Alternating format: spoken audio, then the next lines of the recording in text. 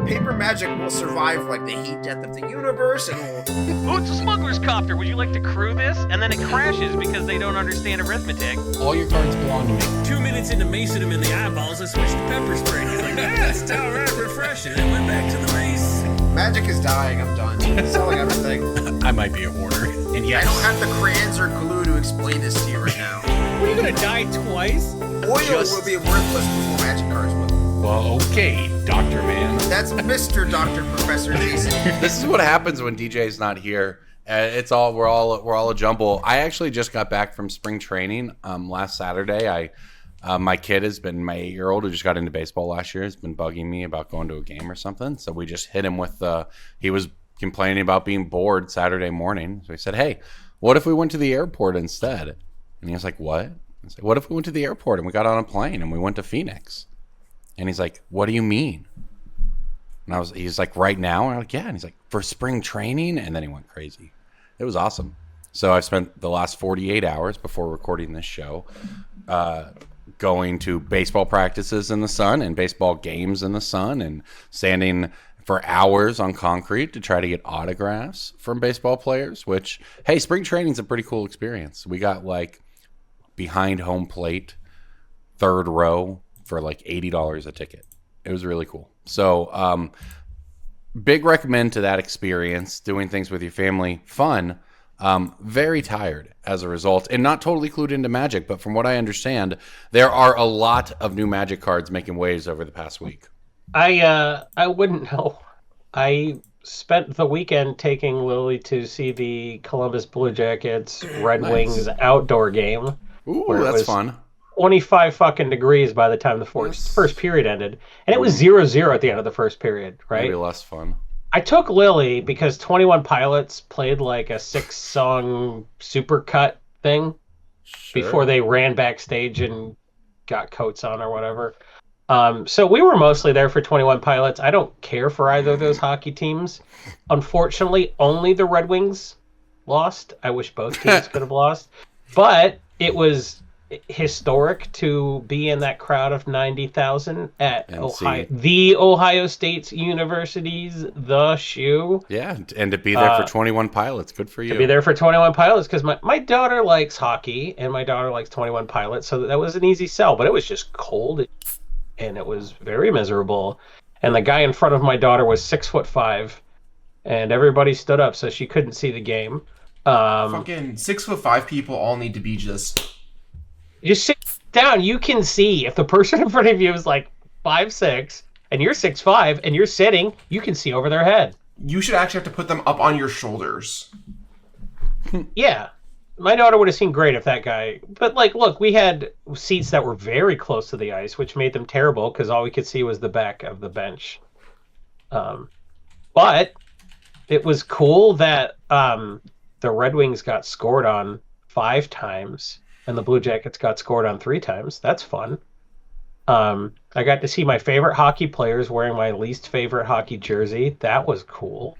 And we got to do cool stuff with my family. It was freezing, and we stayed in a hotel in Lima, Ohio, because it was like $30 to stay at a Marriott versus like $900 to stay at a Marriott in Columbus, where the game was.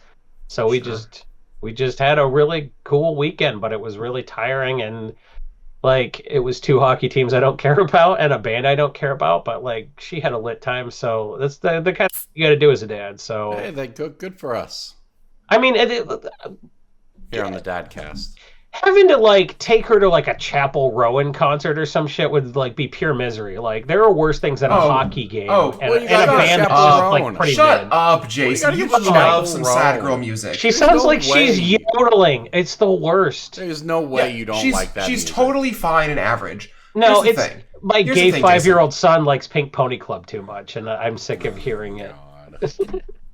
The organ player at the baseball game was playing Pink Pony Club. So that was an experience. The whole crowd was singing Pink Pony Club to an organ in a baseball game. I feel so old anytime people are like, yeah, this is the best artist right now. And I'm just like, she sounds like when Family Guy made fun of David Byrne. Like this, I don't know. No one knows what that down, means. Jason. Go listen No to one some knows Bob what that Dylan or means. something. Bob Jesus Christ. Dylan, come on! The only alternative to listening to like the Bud Light of radio chick music, it's so like. Do you I just don't know. hate women? I happen to enjoy sad, depressed chick music. There is good sad, depressed chick music written Like by who? people who can sing. Oh, Like who? you should put him on the spot. What are you Name talking- 3 sad girl musicians right now that are actively playing and making music. Actively, You know, when but I just listen name to 100 with my women. daughter, we listen to I can do Silverstone this for the Pickups record. and Metric and man, I don't know. I'm high. I'm not sexist. I'm high. If you had mentioned any of the members of Boy Genius, I was going to shoot you. To be clear. I don't know what that means though. Yeah, of course you don't. God. Actually, I do know a couple of those songs now. Yeah, Lily's favorite band is Lucy the Dacus is Silverstone really Pickups. good. The other ones, not so much. That's my hot take. It's fine.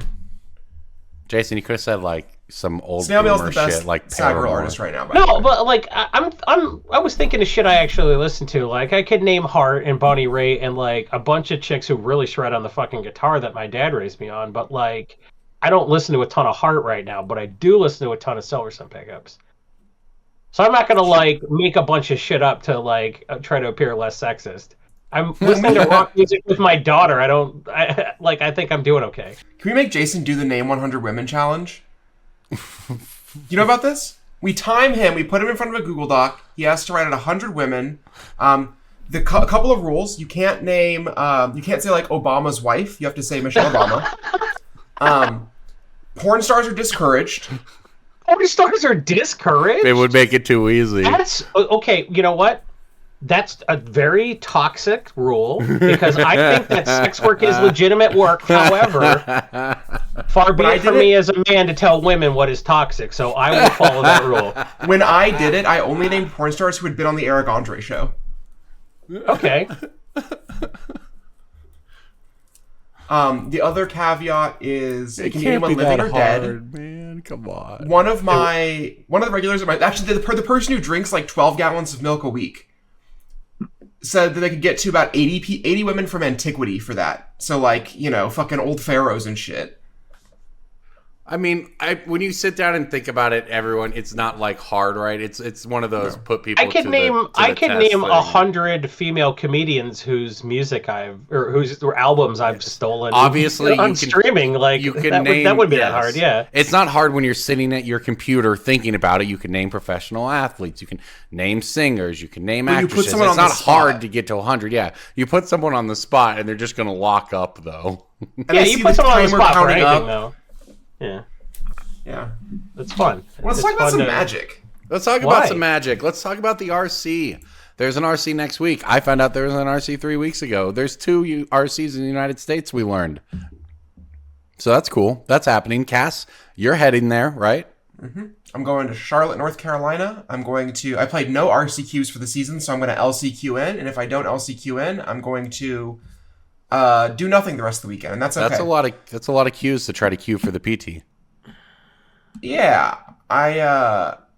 I'm going to try and play Eldrazi in my LCQs. I think it's a good choice for the weekend. Yeah. And if I get rattled on that, I also have Black-White Ketramose, which I think is the second best deck in the format. But I also don't think I'm good enough to beat good players with it. Well, we need to and I talk don't- about that in a minute, but go ahead. Yeah. I think that anybody who's not playing Breach is lying to themselves about what the best deck is, and that's fine. That's where I'm at. Yeah. But I don't Aren't have you much not opal, playing so I'm Breach? not doing that. Correct. Yeah. I'm lying to myself. I'm playing Eldrazi that has no good matchups and praying that I have the Mandate of Heaven. And if that fails me, I'm going to play the closest thing they'll let me play to up the Beanstalk in Modern, which is Ketramose. the Mandate of Heaven, that was a Might and Magic game. Don't you mean the Heart of the Cards? No, Mandate of Heaven is actually something to do from the Chinese dynastic. It means that like God is on your side, and gives the Emperor the right to rule. I was just making a Might and Magic 6 joke because that's my favorite game. Oh, that's fine. I just want to talk about the Mandate of Heaven. That's cool. Well, if you have the Mandate of Heaven, then like, wouldn't it not matter? Couldn't you just take all Grizzly Bears? right? Like your deck doesn't matter if you have the Mandate of Heaven. So like, What are you talking about? No, If- you play you can't- Merfolk in that case. you play more. Yeah, I can't have the. If I play Breach, I will not have the Mandate of Heaven. God will not be on my side, right? Oh, Like, that's true. You have to at the- be. at You still best, I have to get do the right Mandate by of the God. people. That's true. No Yeah, one, best I get the no Mandate one of the likes people. Breach except like for Yeah. Corey Baumeister, right? Like, it's just the best deck is all. No, I don't That's the think Corey Baumeister likes Breach. I think Corey Baumeister has the highest tolerance for Breach nonsense in his he quest loves for that. glory. He loves that, man. He's always he's- talking about it. Yeah, he's like, look, this is really good if you can tolerate all the. I can tolerate all the bull. It just seems like an annoying deck to play, and like it's like, yeah, you would do well, but I it's not worth it. But it's worth it to him, and I think that's lit to be that one pervert that is willing to do that. Yeah, mean- well, let's talk about Ketramose and Black White. So we'll put Ketramose up on the screen for everybody watching on YouTube. YouTube.com/Brainstorm Brewery, by the way. But Ketramose is a 3-mana 4/4 god, menace, lifelink, and indestructible. Just ridiculous set of stats and words. The one drawback is it can't attack or block unless there are 7 or more cards in exile. When 1 or more cards are put into exile from graveyards or the battlefield during your turn, you draw a card and lose a life. So the idea is if you can get to 7 cards in exile through shenanigans or naturally playing or whatever, then Ketramose is just a 4/4 lifelink indestructible menace creature, which is just going to dominate almost any game it's in. And oh, by the way, it draws you cards. So, Cass, you are obviously real deep in Modern at the moment with the RC coming up. What is the deal with Ketramose? So there was already a deck that was seeing some amount of play, Black White Blink or Black White Sewers, depending on who you ask, built around Overlord of the Baelmerk and Philia. Yeah. Ketramose adds a really interesting angle to it, where now when you Philia attack, flicker something, you also draw a card and lose a life, or when you Flicker Wisp, blink your Overlord of the Baelmerk, you draw a card and lose a life. And additionally, with the card Ketramose, you're incentivized to play things like Relic of Progenitus, which draws you 4 cards for 2 mana with a Ketramose in play, because 1 from you tapping it draws you a card. You pay 1 to exile it. It exiles itself as part of the cost. That draws a card. It exiles all graveyards. That draws a card. And then the ability itself draws a card. You could also do things like Evoke Solitude, Ephemerate it, which over the 2 turns draws 4 cards if there's 2 things to exile. Sick. As long as you do it on your main phase. You just get to draw through so much of your deck. You actually have games with the Black-White Ketramose deck where your opponent can be doing things like casting World Breaker and like Big Eldrazi, and you just hang with it. You manage to beat them because you're doing such a powerful thing. Yeah, we've been. I had This was the deck that we that like kind of popped up with Philia and Overlord with Duskmourn, and it was kind of like the best deck that wasn't one of the broken decks, kind of, right? It was just like One of the best fair decks. And then now it's got Ketramose took big its upgrade. speed rating to max speed. Well, and Ketramose also let you cut the bad cards. It doesn't play Aether Vial anymore. It barely plays Thoughtseize anymore. Calling Thoughtseize a bad card feels crazy, but like Thoughtseize is just not cutting the mustard these days. It's not a good card. It's just like usually better than their best card. Right. I mean, it trades up on mana almost every time, but now you can just do things like play more powerful threats. Like Emperor of Bones is like a 3 or a 4 in this deck. And let me tell you, if you ever play an Emperor of Bones, exile your Solitude from your graveyard, draw a card, lose a life, pay 2 mana, put your Solitude in play, exile one of their creatures, attack them for 3. Sorry, you draw a card, lose a life. Attack them for 3. At the end of your turn, you exile your Solitude, draw a card, lose a life. It's just like you draw 3 cards, kill their best thing, hit them for 3. And every turn, if you can put a Solitude in your graveyard, you can do that. Also, if you return a creature with a finality counter to play via Emperor of Bones and you attack with Philia, you can exile it, and because both things exile, you can choose which exile effect takes precedent. Yep. So it does come back at the end of turn. Sick. The deck just has so many angles, and the fact that it gets to play 4 main deck Relic of Progenitus means that it has a reasonably strong Breach matchup, which is super important. It can hang with decks going big, even as big as Eldrazi. And I think got like if it Bogger were not... Crawler, you know? Yeah. So it's got all kinds It of plays angles 16, because- 17 lands. Yeah, this is what when I wild, encountered dude. this deck for the first time a few months ago, and started talking about it. It just has so many angles and so many ways to just ignore kind of what you're doing and go over the top. It's a disgusting. Would you deck. say Ketramose has Threshold or the opposite of Threshold? It's got Hold Thresh. Hold Thresh. Yeah. You I have had to define have it. 7 cards not in your graveyard. Can you do that? The other thing about Ketramose is it's actually... There will be weird games where you can just play Ketramose on 3, pop a relic the next turn, and just like start beating them down for 4, and that is good enough by itself in some matchups. Yeah, well, that's the thing is whenever you play against this deck, if you're not playing a combo deck, you kind of have to try to work your way through some of their, shenanigans, right? They're going to try to blink this and that and this, and you have to have the removal or the counters or whatever. And this Ketramose means that even if you are able to work your way through that and get into the late game, well, they've probably now drawn a couple extra cards, and they have this 4/4 that you just can't really deal with. Plus, they just have random busts to draw. I had a game where my turn 1 was a tapped Bogart Trawler as a land. My turn 2 was a regular land past the turn, Philia end of turn. My turn 3 was bolt in a Witch Enchanter as a land. Play Flicker Wisp, exile the Witch Enchanter, attack with Philia, flicker the Flicker Wisp. End of turn. Witch Enchanter comes back, destroys my opponent's thing. Flicker Wisp comes back, flickers my Bogart Trawler. At the end of my opponent's turn, Bogart Trawler comes back in. I have, 8 power. I've destroyed one of my opponent's things and exiled their graveyard, and just like, I have 1 land in play, but I have lethal in play over 2 turns. Yeah, There's and so many angles. you've committed almost no resources outside of just playing your creatures and A couple of cards. cards. Yeah, you just curved out, and you have the rest of your hand in reserve, too. And the whole the deck just generates so much value. And this is the thing that really struck me with Overlord of the Baelmerk is you play Overlord of the Baelmerk, you mill 4 cards. Okay, that means essentially it's an impulse. You're getting to look at 4 cards of your deck. So you're going to end up putting together like these combos, right? Because whether you're blinking the Overlord or whether you're getting an Overlord into your graveyard and then returning it with not to mention Emperor Bones, all of these things, it's almost like the deck, almost like a living in deck in the sense that it's just constantly churning through things, giving it access to more cards, and it can, even though it's a black-white deck with no ways to filter for a particular creature, or honestly outside of Ketramose lacking even like pure card advantage, it almost gets to just tutor for its creatures because it can dig through so much. Well, the other thing about Baelmerk too is you can bring back any creature from your graveyard, not just one of the 4 milled cards. So you can just like keep rebuying the same Solitude over and over again and win creature matchups, or keep rebuying like a Bogart Trawler that dies in combat or something. There's so many. It's a disgusting deck all around. That said, I'm with you. It would be hard to play. We haven't even mentioned the baseline of just like turn 2, end of your turn, Philia, untap, impending Baelmerk, attack with Philia, flicker Baelmerk, get back 2 cards, have a 5/5 and a 3/3. Exactly. Like that's the floor. Yeah.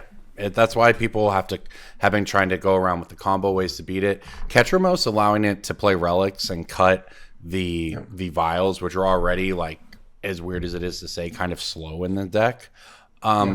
It allows it to just sort of improve its matchup against a deck that had a decent job against it, which is the idea of the combo deck that could avoid getting Solitude locked or whatever. It allows it to interact with that a little more naturally in the main deck. So I showed Ben Spiderman 1 and 2 over the weekend. What do you mean Spider-Man 1 and 2? You're going to have to be more specific. Tobey Maguire. Because Ben's almost No Way Home. Those in are the bangers. MCU. Yeah, so he needed to watch the old I ones. took a college visit day in high school to go see Spider-Man the day it opened. I pretended I was visiting a college campus. Yeah, sure. Good for you, buddy. They didn't care. You're I was so an A old. student. I know. Well, How rebellious. I got in my 1999 stick shift Honda Civic and took my butt to the Metroplex and paid $4 and Bro, you had a new car then, man, because that movie came out in 2002.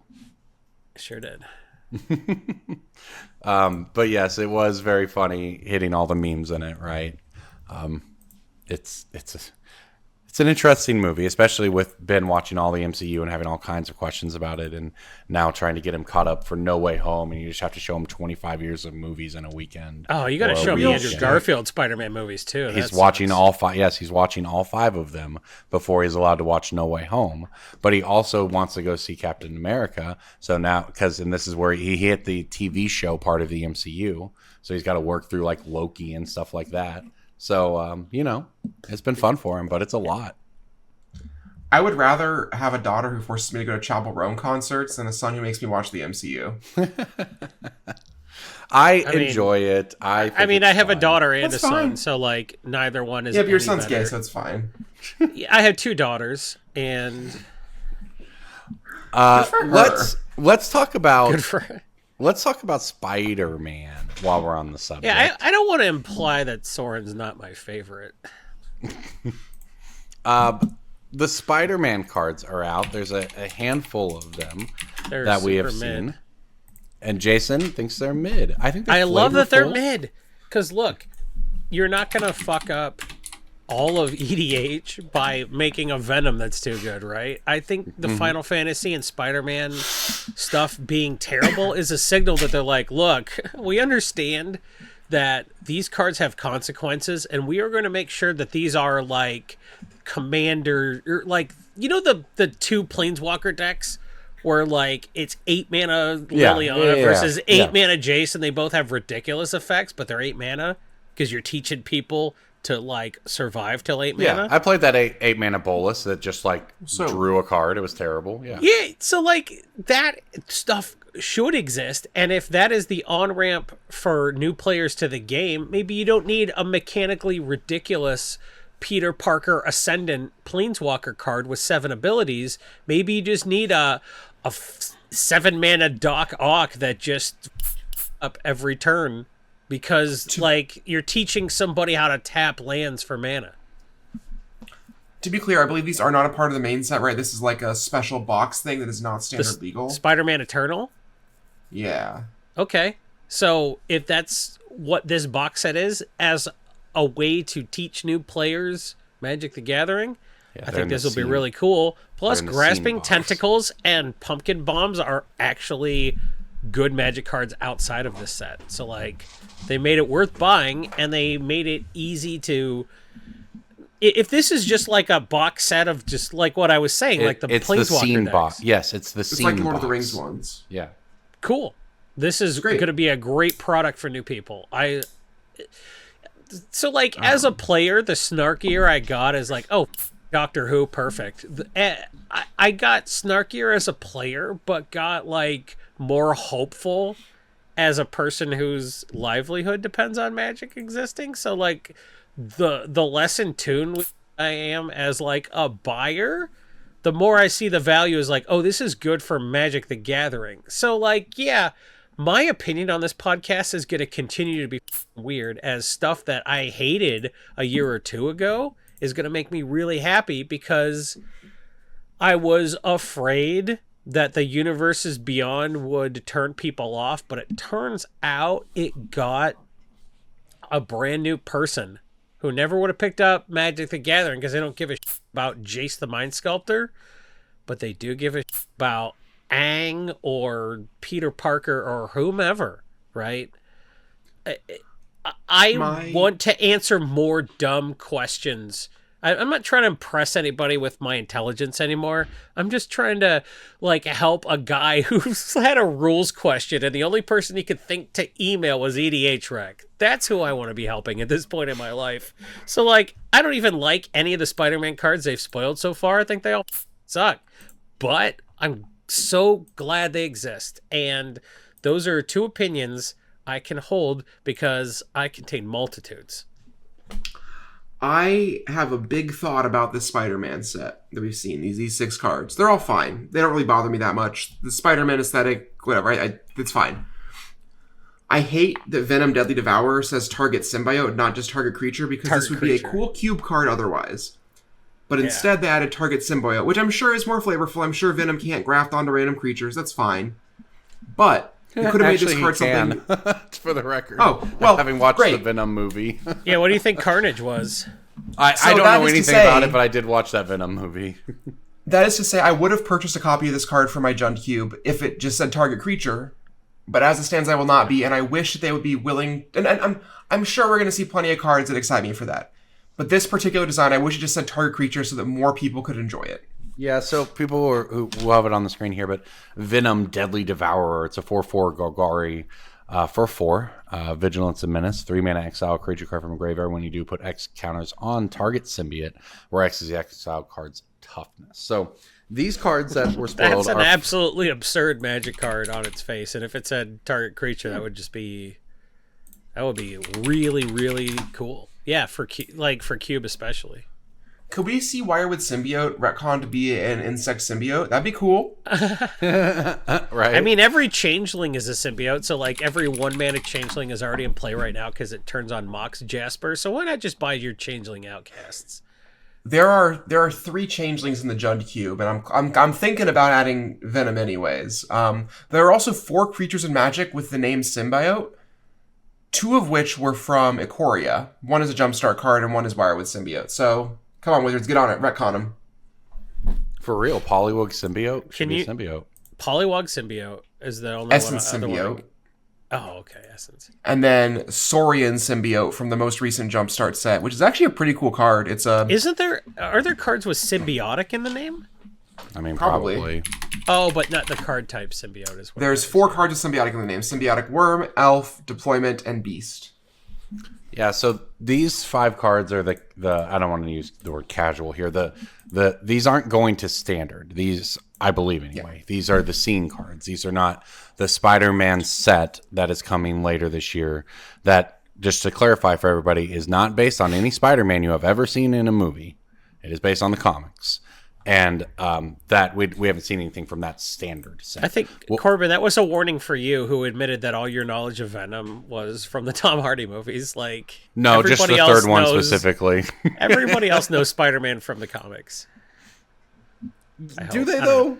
No, probably not. Not everybody came home from school in 1997 and watched Spider-Man the animated series. Okay, but again, Jason, that's Spider-Man the animated series. I understand that there was very little that like wasn't canon with Amazing Spider-Man's run at the time.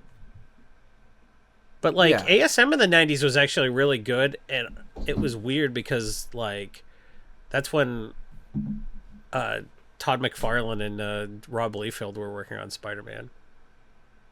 It's weird that like Spider-Man shown contorted every time he's in the air with like, oh, okay, so he's got 1 foot under his butt and 1 leg is in the air for no reason, and he's reaching out around his leg to shoot a web, and also his other arm is like putting his right foot behind his head.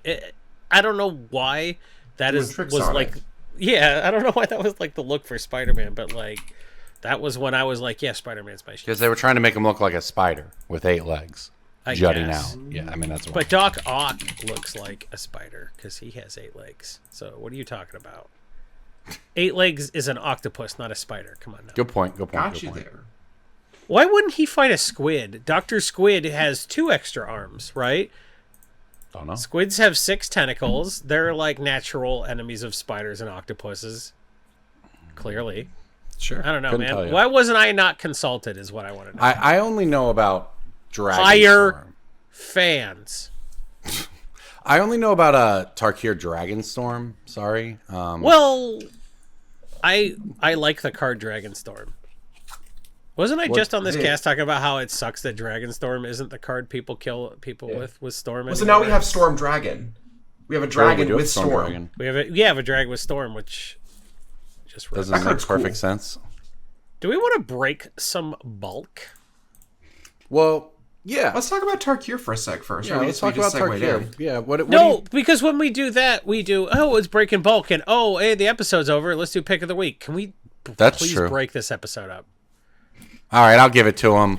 He's out of line, I cast but he's not grasping wrong. tentacles, and I take control of the wheel. Breaking bulk time. Breaking bulk time. Break. Oh, yeah, breaking bulk. There's so much good stuff. It's a pick. Breaking bulk. The end.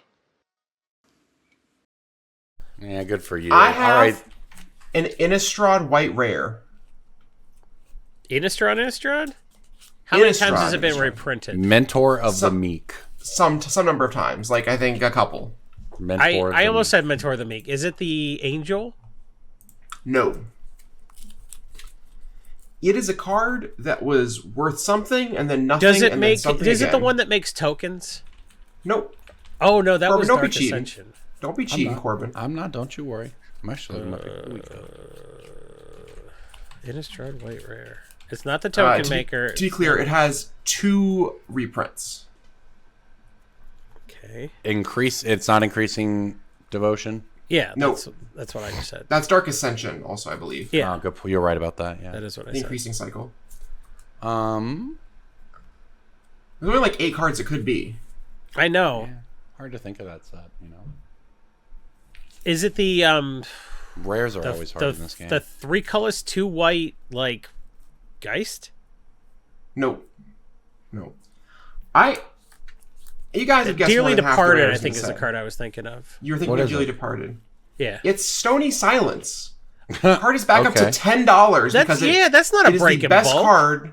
That card was worth less than $1 for a long time. Wow. It was kind of bulky for a while. Look Yeah, at but the that's a price messed chart up on that card. boy. Yeah.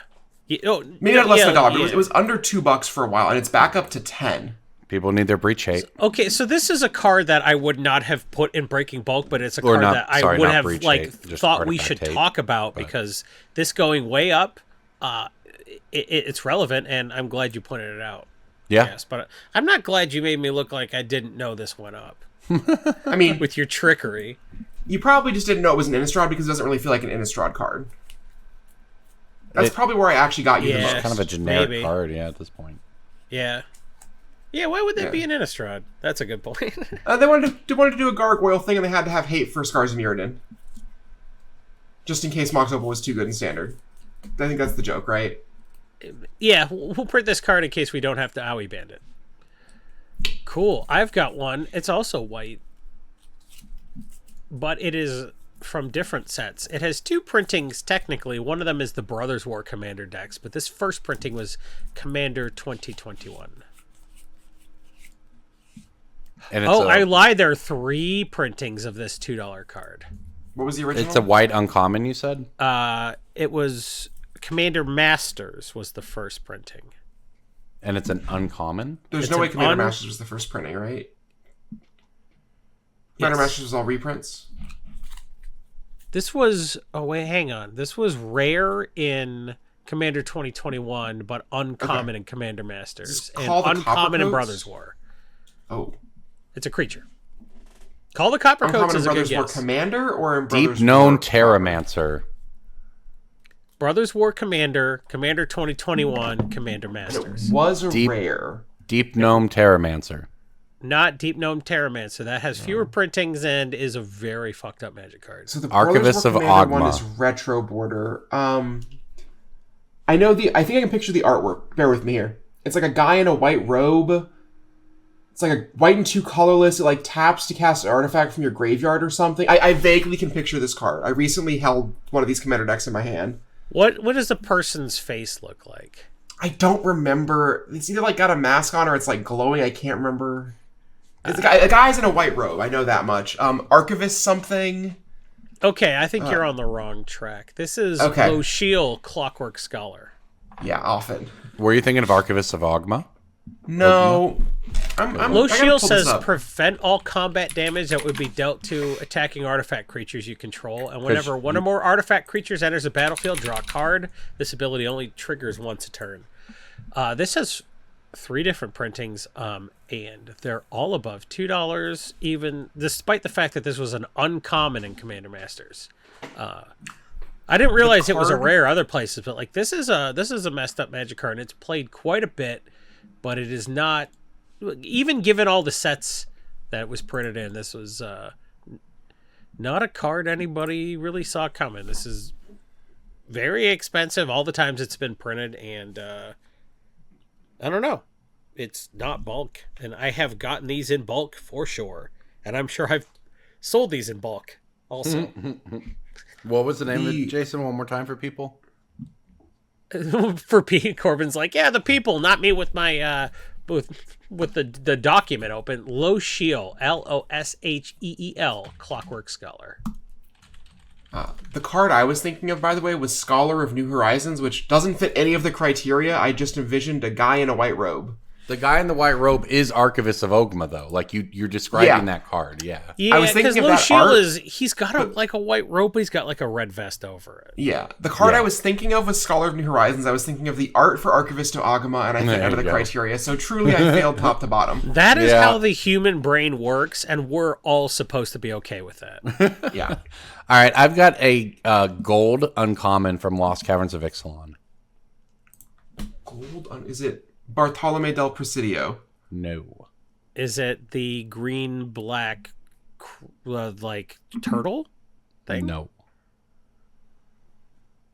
Gold uncommon. It is a creature.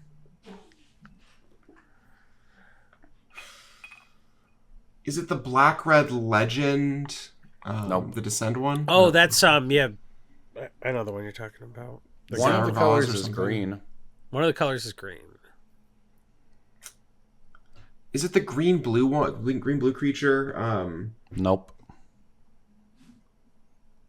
I'm just gonna Green, give up. green, Oh, white. is it the green white cat?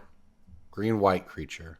Is it the cat that like kind of has the Dromoka effect, the soft Dromoka? Yep, Yeah. there you go. Kutzel Oh, Malamet really? Exemplar. Say 3/3 for 3 in green white. Your opponent can't cast spells during your turn. Whenever one or more creatures you control with power greater than its base power does combat damage to a player, draw a card. It's $1. That's a great card. Yeah, it's $1 card's really despite strong. like having quite a few printing. That's a cool card. Well, it has. Oh yeah. Well, it's just got a showcase printing, which is cheaper, but yeah. Okay, That that's feels I like the guess kind that's of card why I that's meant like by quite a $4 few in a couple printings years. because I know I have 2 different versions of this. just Yeah. from buying any amount of. But yeah, bulk it's a from 50 people. cents to $1 depending on your version, but it's worth pulling. It's The worth pulling. can't cast spells on your turn is pretty powerful. Okay, there we go. There's some I do breaking like bolts stuff for that you. curbs annoying, but doesn't prevent everybody from doing anything. Yeah, Right? You can't do anything on my turn versus you can only play one spell on your turn. Like, well, I also really like like the effects that just like leave me alone. yeah, effects that are your opponents can't do things on your turn are also a lot better than your opponents can't do things on not their turn. Yeah. Right? Because like in a 1v1 Yeah, game, counter that means someone the same else's thing, but spells, not mine. City of Solitude, baby. That's Yeah, a nice love white that. effect, I think, that where people can't mess with you on your turn. It also turns off Cyclonic Rift, which is just sort of it's one of the few things that really can turn off a Cyclonic Rift in Commander outside of straight counter magic or whatever, which I think is important for non-blue decks in the first place. Well, luckily we don't have to play against Cyclonic Rift nearly as often as we used to, and like being able to just build stupid casual bulk without having to worry about scooping. I get Cycrifted. Cycrift goes in every single blue deck I ever build, and it feels like it's in every single blue deck I ever play against. I know, and I love not having to see that as often. Yeah, I do think the power level of the format around it has changed, right? So like, it's not where people do equally powerful mid things for 5 turns and then someone Cycrifts or whatever. Like people pop off in 3 turns. I don't know. I also like do a Sunday stream with a person who once kicked a Psych Rift and then scooped, which is just the funniest thing to do in an annoying game. Yikes! Kick a Psych Rift and then concede, just pick up your cards and leave. That's very funny. It depends on the context, but it's probably They deserved it. not. Probably The context is they deserved it. Sure. I was gonna say this is why we have the you can only scoop at sorcery speed it was rule. 3 unmodified precons. They were 8-year-old children, and he was like, "Ha suck every butt, noob." I'd be more pissed if I was just playing a game and someone was like, "I'm gonna tank the game for everybody just to reset you and then walk away just to make you be here longer."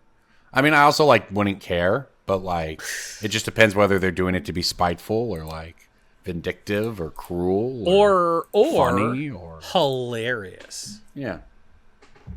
Sure. This is why you can only scoop at sorcery speed in my group. These kind of shenanigans are, it's not like... Well, you can only overload a Psych Rift at sorcery speed also.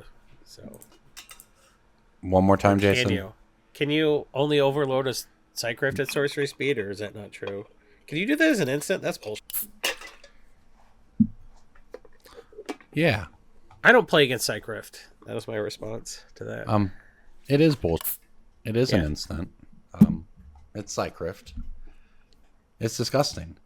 I don't play it in decks. Much like the cards in Tarkir Dragonstorm, like Mox Jasper. You're going to play some Mox Jasper, Jason, with your changelings? No, it sucks. Probably not. But everybody sees a new Mox and they're like, well, that's too much to turn it on. And I'm not going to do it. They do say that every time. And then 10 years later, you're... Oh, yeah, but in 10 years, there will be probably enough 1-mana cards that count as dragons that this will always turn on. Like, in 10 years, Magic's going to be unplayable, so...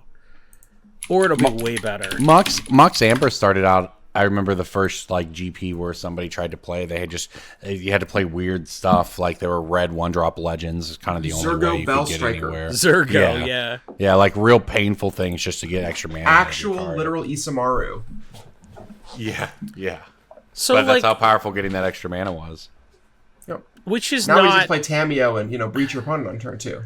I don't think EDH cares about a Mox that you get in 5% of your games being turned on turn 1. I just don't. No, I don't think Mox Jasper. So I think if this does there. anything, it'll be somebody playing like 4 Changeling Outcasts and like 4 It's a modern some, like, card. 2-mana Dragon. Yeah. Pioneer, So, I like, guess. Notably, if you go turn 1, Changeling Outcast, Mox Opal, Mox Amber, Mox Jasper, all your Moxen are online. No, not Mox Amber. Just Opal Jasper. Just Opal and Jasper. Screw Amber. Yeah. No, what's the 1-minute Changeling Automaton? Screw Amber, Mary, Jasper. This is funny. Yeah. What about Tantalite? Where's Tantalite fit in all of this? Oh, Tantalite is in the cuck chair watching me and Amber. That's what it does. That It's in the makes cuck sense. zone, actually, waiting to come off of cuck 2. No, 3 It's turns cuck of spend edging. too. 3 turns of edging, and then Tantalite's ready to go. All of this, by the way, so you can cast some Dargans and Tarkir Dragonstorm, including, as Cass referenced earlier, Stormscale Scion, which is just, I think, a middle finger for Mark Rosewater. He literally named something the Stormscale, which is where you mark mechanics from 1 to Storm as the top end of the scale for how unlikely they are to ever come back. And here we are with Stormscale Scion, a Dragon Storm card in Standard. That's I Mark want to comment on Rosewater the saying. Storm Scale. Go ahead. What? Because the Storm Scale is not about how likely they are to come back. It's how high the bar they have to clear to bring it back is. Okay. This card is think really cool. It's really evocative, and it's worth putting Storm on it for that. And I think that it clears the bar. I think yes, and what Mark Rosewater said is also that like the Storm Scale was created during a time when they weren't doing one-off mechanics and sets like they are now. Yeah. I don't remember what they call it, special appearances or whatever. Their terminology is for so, like, having bringing one card back with Storm. as like there are 25 cards with Storm in this set versus there was a card with Storm in this set. It's also Well, like, if you the think Storm about it- mechanic works. The mechanic Provoke does not work. Right? Like they're just different things. Like I think any mechanic that's functional is capable of being in a set. They could put Dredge on a card in Standard and it's probably fine. The card has to be really weak. Well, right, and if you think about it, you're limiting your design choices by saying, hey, designer who has been here for 5 years, you may have designed a really cool card for this Standard set, but the mechanic you designed is too similar to this mechanic that's higher on the Storm Scale from 17 years ago. So we either have to just put the words on the card and not name it the mechanic and make it weird and not work backwards compatible, or we put Storm on our Dragonstorm card because but also it's not that hard. Easier because the Dungeons and Dragons set taught them to not give a about having a mechanic come back and not even be that name. It's just like Spidey sense, but it's Provoker. Well, and they show that they can it's fine. Really, they show that they can experiment more with sort of the mechanical, flavorful. They can bring it back for one card and not have to worry about the Storm Scale, and they can just call it some D&D name. Like, there was nothing. There was nothing breaking the game when they realized that you could just name cards. You come to a road, or God, whatever the hell those things are. I think they and realized a lot of those we can't was not the community saying that; it was them saying that. Yeah, it was just 20-year-old design paradigms that they had never questioned. Yeah. Whenever people get mad about the color pie because like, oh, WotC broke the color pie, it's like it's their pie. They're the ones who bake it. If they want to give green some card draw, they can give green some card draw. Like that's fine. Well, I I would bet good money this is not the only card in the limited environment with Storm. I would bet that we're going to get a special guest Dragonstorm, and that would be really cool. Sure. Yeah. Like a bonus card. For sure, yeah.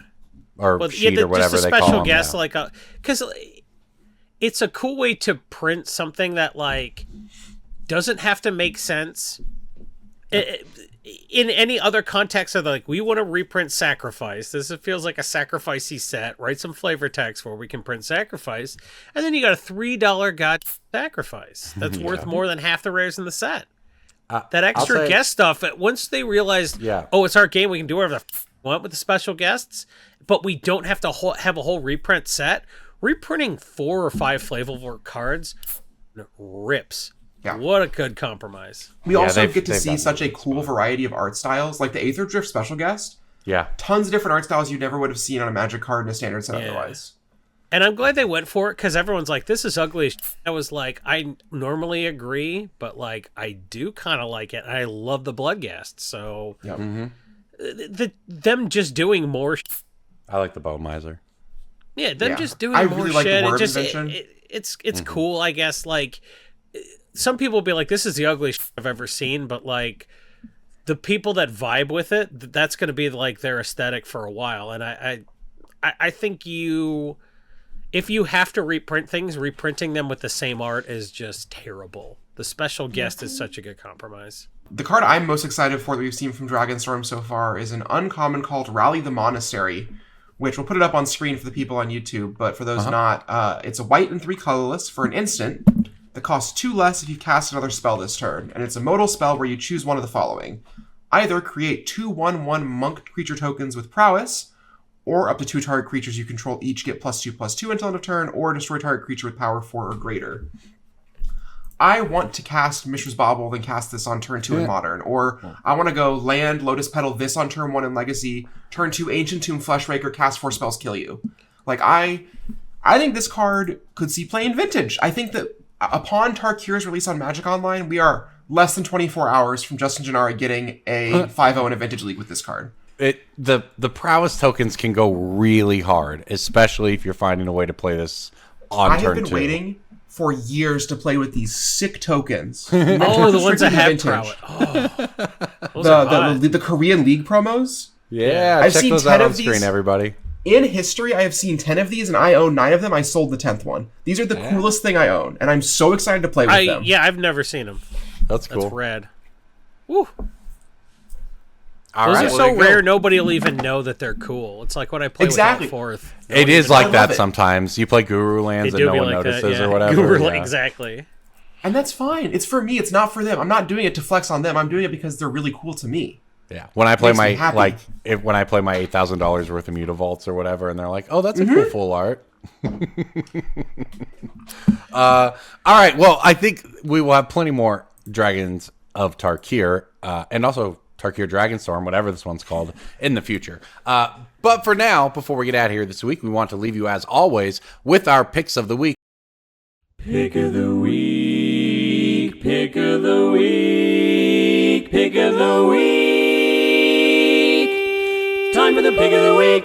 Picks of the week, which come courtesy of MTGstocks.com, sponsor of this podcast, generous sponsor of this podcast, we might add, and of course, the best place on the internet for your Magic the Gathering financial news. We use it every day, every week for this show, including we swear by it. These picks of the week. I'm going to go first. This card has started to spike, but I think it's got more room to go. Inti has gone from $2 to $4 over the last month. Yeah. It's a Lost Caverns of Ixalan rare. It's got a showcase printing that's about $2-3 still, but it's just going up. It's good everywhere. The discard clause is just so strong, and it's popped up in the Oculus decks and standard now, Jeskai Oculus, as a way to fuel that. This card, I don't think it's just not going anywhere, and it's got some time left in standard still, so I would suspect it probably hits 10 before it goes.